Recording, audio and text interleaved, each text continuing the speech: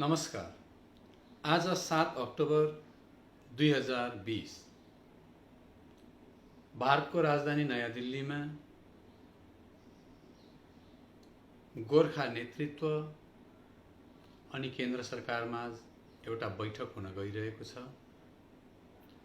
म यहाँ जे कुरा भन्न गइरहेको छु मेरो यस भनाइलाई त्यस बैठकसँग जोडेर कसैले पनि नहेरिदिनु होला, किनभने मैले सुरुमा नै मेरो एउटा भिडियो बयानमा जानकारी गराएको थिएँ कि आजको बैठक गोर्खा अस्मिताको निम्ति हो भन्ने मलाई लागिरहेको छैन। जहाँ गोर्खाल्यान्ड टेरिटोरियल एडमिनिस्ट्रेसनको रिभ्यूको लागि बैठक गरिएको छ। पहिला गोर्खाल्यान्ड भनेर गरिए तापनि पछि सब्जेक्टमा फेरबदल गरेर करिजेन्डम पठाइएको छ। त्यो करिजेन्डम पठाउने आवश्यकता पर्ने एउटा बैठकले हाम्रो अस्मितालाई पटक्कै पनि लक्ष्य दिन सक्दैन। यसैले मेरो यी बयानहरू, आज मैले भन्न गइरहेको कुराहरू आज 11 बजेदेखि दिल्लीमा हुने बैठकसँग जोडेर कसैले पनि नहेरिदिनु होला।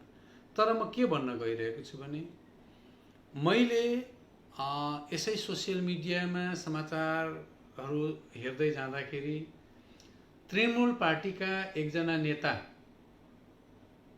रञ्जन सरकारको एउटा भिडियो बयान मैले देखेँ। उहाँको त्यस भिडियो बयानमा मलाई आपत्ति जनाउन मन लाग्यो। हाम्रो बैठक के हुन्छ, नेता कता जान्छन्, जनताले के सोच्छन्, हाम्रो राजनीति अहिले कता के हुँदैछ, हामीलाई फुटबल बनाएर यो पोस्टदेखि त्यो पोस्ट पुर्याउँदैछ, त्यो पोस्टदेखि यो पोस्ट पुर्याउँदैछ, हामी चुनावी राजनीतिमा मक्ख परिराखेर आफैले आफैलाई मासिरहेको छौँ। यो हाम्रो समस्या हो। हामीले हाम्रो राजनीति नबुझ्नु हाम्रो समस्या हो।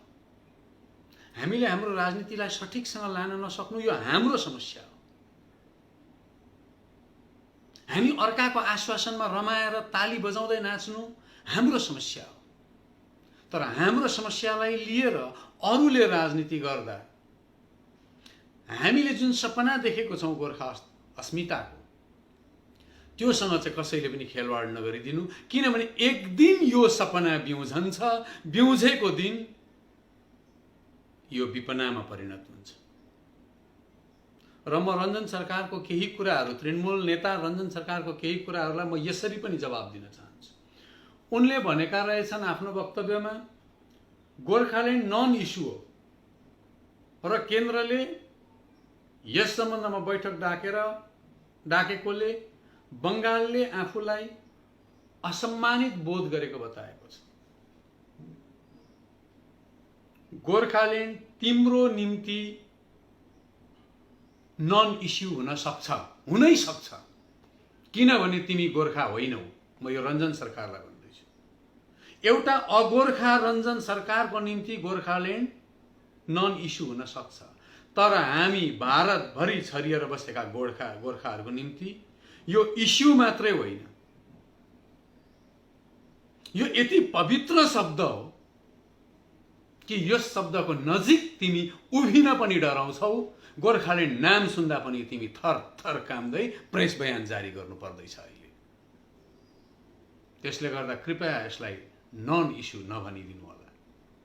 हो, हामी गोर्खाको निम्ति यो धेरै अघिदेखि राजनैतिक इस्यु भनेर जाँदैछौँ।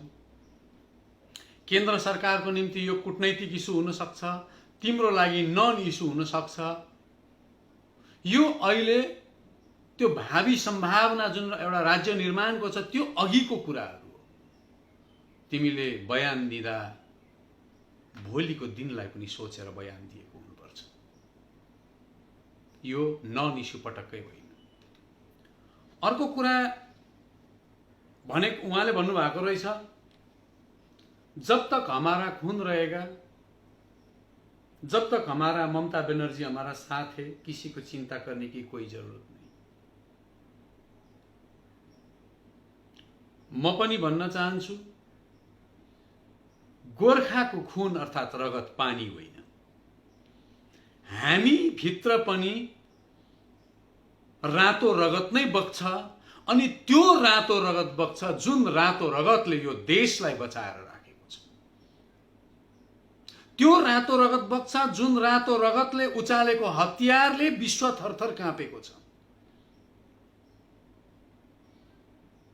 तपाईहरुको इतिहास कस्तो छ लडाईँको, युद्धभूमिको मलाई थाहा छैन, तर हामीले यो देशलाई सेवा गरेको इतिहासलाई एकपल्ट पढेर, एकपल्ट बुझेर, हामीले यो देशलाई गरेको सुरक्षाको इतिहासलाई हेरेर मात्रै रगतको बयान दिनु, खुनको बयान दिनु, नभएदेखि रगतको महत्त्व नबुझ्नेहरूले, यो देशलाई सुरक्षा गर्ने जातिको महत्त्व नबुझ्नेहरूले यो प्रकारको बयानबाजी नगर्नु। अनि अर्को, तपाईभित्र रञ्जन सरकारज्यू, तपाईभित्रको डर, भित्र मुटु लकलक काँपिरहेको स्पष्ट देखेँ मैले तपाईको बयानमा। तपाईँ भन्दै हुनुहुँदो रहेछ, जब तक ममता बनर्जी हमारा साथ है किसी को चिंता करने की कोई जरूरत नहीं। भनेको ममता बनर्जीको साथ छैन भनेदेखि चाहिँ हामी यो लडाईँ हार्छौं, किनभने यो भूमि हाम्रो होइन भनेको होइन त। कुनै पनि व्यक्ति, कुनै पनि सत्ता यो संसारमा दीर्घजीवी छैन। दीर्घजीवी छ त केवल चलायमान क्रान्ति, अनि हामी त्यही चलायमान क्रान्तिमा प्रवाहित भइरहेको छौं, बहिरहेको छौं। यो कुरा तृणमूल कांग्रेसका नेतृत्वहरूले स्पष्ट रूपमा बुझेको राम्रो। अर्को कुरा उहाँले भन्नुभएको रहेछ, जीविका और डेवलपमेंट के हमारा ममता बनर्जी ने जो काम किया है हम लोग उनके साथ हैं। जीविकाको कुरा नगर्नु हामी गोर्खालाई। हामी जीविकाको लागि राजनीति गर्ने होइन। हामी आय आर्जनको निम्ति राजनीति गरिरहेका छैनौं। हामी कुर्सीको निम्ति हो, केही नेताहरूले कुर्सीको निम्ति राजनीति गर्दा आजसम्म गोर्खाल्यान्ड हुन सकेको छैन, पक्का हो, मान्छु त्यो कुरा। तर गोर्खा जाति, समग्र गोर्खा जाति केही नेता पनि होइन। त्यो गोर्खा जातिभित्र लालच नभएकाहरू पनि छन्। र जहाँसम्म जीविकाको कुरा, आज दार्जिलिङले कमाएको जति आय छ त्यो आयको कति प्रतिशत चाहिँ दार्जिलिङलाई फर्काउँदैछौ? डुवर्सले कमाएको कति प्रतिशत, तराईले कमाएको कति प्रतिशत चाहिँ फर्काउँदैछौ र हामीलाई जीविकाको कुरा सिकाउँछौ? तराई, डुवर्स र पहाडले कमाएको जम्मा आयको तिमीले 5% रकम मात्रै पनि फर्काउन सकेको छौ हामीलाई, र जीविकाको कुरा गर्छौ? तिमी त त्यो रकमसँग लालच राखेर पो यो भूभागलाई कब्जा गर्न चाहन्छौ। किनभने हामीले देखेको छौं, हामी यहाँ जुन प्रकारको वस्तुहरू किनबेच गर्छौं, जुन हामीले हाम्रो घरमा राख्न, सजाउन, हिँड्न, खान जुन किसिमको कमोडिटी हामी किन्छौं, बंगालको अधिक भन्दा अधिक संख्याले त्यो कमोडिटीको, त्यो सामानहरूको कल्पनासम्म गर्न सक्दैन। त्यसले गर्दा कृपया वक्तव्य दिँदा हामीलाई जीविकाको लालचमा वक्तव्य पनि नदिनु होला, किनभने हामीले दिएको 5% अंश पनि सत्ताले हामीलाई फर्काउन सकेको छैन। तेस्रो, उहाँले भन्नुभएछ, जब तक हमारा दम रहेगा, जब तक हमारा खून रहेगा, इसके विरोध में हम आंदोलन करेंगे। जब तक हमारा दम रहेगा, जब तक हमारा खून रहेगा भनेको कस्तो आन्दोलनको कुरा गरेको? हिंसात्मक आन्दोलनको कुरा गरेको। सत्तामा बसेर जसले हिंसालाई दमन गर्नुपर्छ, सत्तामा बसेर जसले राम्रो कुरालाई प्रोपोगेट गर्नुपर्छ, उमार्नुपर्छ, त्यो चेतनाले जनतालाई रगतको होली खेल्न उक्साएको कस्तो प्रजातन्त्र, कस्तो गणतन्त्र तिम्रो राजनीतिक दलले जनतालाई दिँदैछ? जब तक हमारा खून रहेगा भनेको रगत बग्नु पर्ने कुरा गरेको। सत्तामा बसेर यो कुरा गर्न पटक्कै सुहाउँदैन। म यसै पनि हिंसा विरोधी व्यक्ति हो र हामीले हिंसालाई सोचेकासम्म पनि छैन, तर हाम्रो विचार तिम्रो लागि धेरै भारी कुरा हो। यो भविष्यको गर्भमा छ, यसले अगाडि धेरै कुरा देखाउँदै जानेछ। सत्तामा बस्नेहरूले बोल्दा होस सम्हालेर बोलेको राम्रो हो म भन्ने ठान्छु। तपाईले अझै भन्नुभएको रहेछ यो राज्य सरकारका जमिन है। यो भनेको यो भूभाग जहाँ हामीले गोर्खाल्यान्डको परिकल्पित मानचित्रको कुरा गरेका छौँ, तपाईको वक्तव्यले त्यो देखाउँदैछ। यह राज्य सरकार का जमीन है, हमारा जन्मभूमि है, हमारा कर्म भूमि है, इसको कोई भी बाहर से आकर सांसद बन के कुछ भी कह सकता है, ऐसा नहीं होता है। एक पटक आफूले भनेको कुरा आफैलाई लगाएर हेर्नुहोस् त रञ्जन सरकारज्यू। यो हमारा जन्मभूमि है भन्नुभयो, यो हमारा कर्म भूमि है भन्नुभयो। यो कर्म भूमिमा भएका चिया बगानहरूमा तिम्रा अनुहारहरू किन छैनन्? कसरी यो तिम्रो कर्म भूमि हो? कसरी यो तिम्रो जन्मभूमि हो? एक पटक तिम्रै सरकारमा भएको पश्चिम बंगाल सरकारले दिएको 1986 को व्हाइट पेपर पढन हो साथी हो। यो भूमि तिम्रो होइन, तिमीले हामीबाट खोसेर लगेको हो। यो भारत स्वाधीन हुँदा पनि तिम्रो अंश थिएन। तिमीले कहाँबाट कसरी चुडाएर कसरी खोसेर लग्यौ। म आज यतिको उमेरको भएँ, यही सिलिगुडीमा म सानोमा हुर्किँदा पनि तिम्रो जनसङ्ख्या यहाँ यति थिएन। एउटा यस्तो समय छ, एउटा यस्तो सेन्सस छ, तिम्रो जनसङ्ख्या यहाँ थिएन। अनि भन्छौ यो तिम्रो जन्मभूमि र कर्मभूमि हो।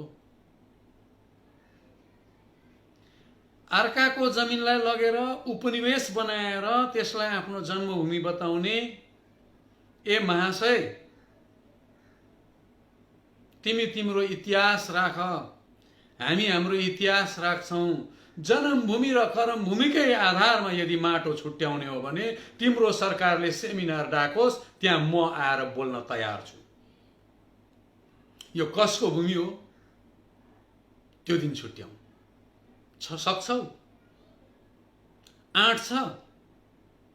झुटो कुरो प्रचार गरेर राजनीति गर्नु पनि राजनेतालाई सुहाउँदैन। अनि अर्को कुरा तपाईले भन्नुभएछ संविधान भी इसको मान्यता नहीं देती, अर्थात हाम्रो मागको बंगालबाट अलग हुने छुट्टै राज्यको मागको भनेको संविधान भी इसको मान्यता नहीं देती, हमारा देश का गणतंत्र भी इसको मान्यता नहीं देता। एक पटक संविधान को धारा 3 लाई पढ्ने अनुरोध म रञ्जन सरकार महाशयलाई गर्न चाहन्छु। संविधानले अनुमति दिन्छ कि दिँदैन? एक पटक तपाईले संविधान पल्टाएर हेर्नुहोस्। सायद तपाईले संविधानको नाम सुन्नु मात्रै भएको छ होला, पढ्नु भएको छैन। यसैले यो किसिमको वक्तव्य जारी गर्दै हुनुहुन्छ। अनि गणतन्त्र अर्थात प्रजातन्त्रले मान्यता दिन्छ कि दिँदैन भन्ने कुरामा ल ठीक छ नि त। म एउटा कुरा म रञ्जन सरकारज्यूलाई होइन, भारत सरकारलाई राखेर मेरो कुरा अन्त गर्न चाहन्छु। गणतन्त्रले दिँदैन, प्रजातन्त्रले दिँदैन, कुनै केले दिँदैन। नदिएको भनेको चाहिँ यहाँको चुनावी आँकडाले हो। गोर्खाल्यान्डसँग यदि केन्द्र सरकारलाई समस्या छ भने, जातिको नाममा राज्यसँग यदि केन्द्र सरकारलाई समस्या छ भने, जातिको नाममा राज्यसँग यदि राज्य सरकारलाई समस्या छ भने, म बंगाल सरकार र भारत सरकारलाई संयुक्त रूपमा एउटा प्रतिश्रुति पनि दिन चाहन्छु, एउटा अनुरोध पनि गर्न चाहन्छु। लो म वचन दिँदछु, म मेरो जीवनमा कहिल्यै पनि गोर्खाल्यान्ड र अलग राज्य माग्ने छुइन, तर एउटा कन्डिसनमा। त्यो कन्डिसन चाहिँ के हो भने यो भारतमा जति पनि जातिको नाममा राज्यहरू छ त्यो नामहरू सबै हटाऊ। प्रोभिन्स राख, north province, east province, south province, middle province, south east province, central province, कुनै के वेस्टर्न प्रोभिन्स, विभिन्न किसिमको प्रोभिन्स राख। सक्छौ त्यो गर्ने? जब आफ्नो भाग चाहिँ जातिको नाममा छुट्याइसक्यौ, जब आफ्नो भूगोल कोरिसक्यौ, अनि भन्छौ यो संघीय देश हो, संघीय देशमा राज्यको डेफिनेसन के हुन्छ? र हामीलाई चाहिँ सिकाउँछ जातिको नाममा देश हुँदैन, के अरे राज्य हुँदैन।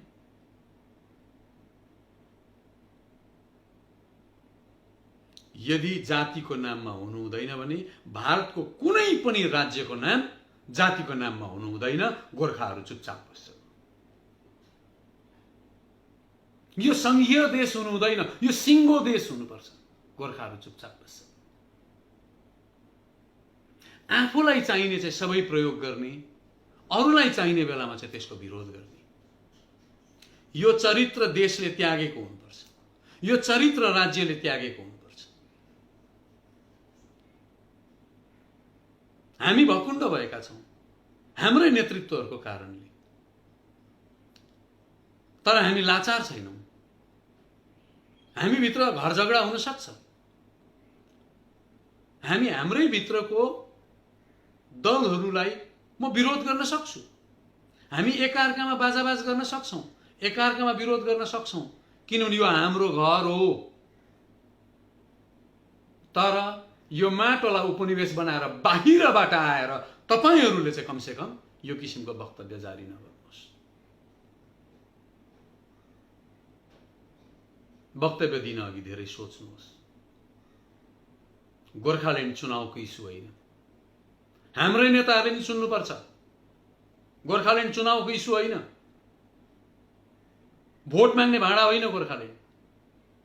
न गोर्खा नेताहरूको भोट माग्ने भाडा हो, न राज्य र केन्द्रको नै भोट माग्ने भाडा हो। यसले एउटा समय आउँछ, नजिकै देख्दैछु त्यो समयलाई मैले। एउटा समय आउँछ, भोटदेखि माथि गएर गोर्खाहरूले राजनीति गर्नेछन्। तपाईहरुको तर्क, म पुनः तृणमूल नेतालाई नै भन्दैछु, तपाईहरुको तर्क त्यस दिनको निम्ति तयार राख्नुहोस्। धन्यवाद।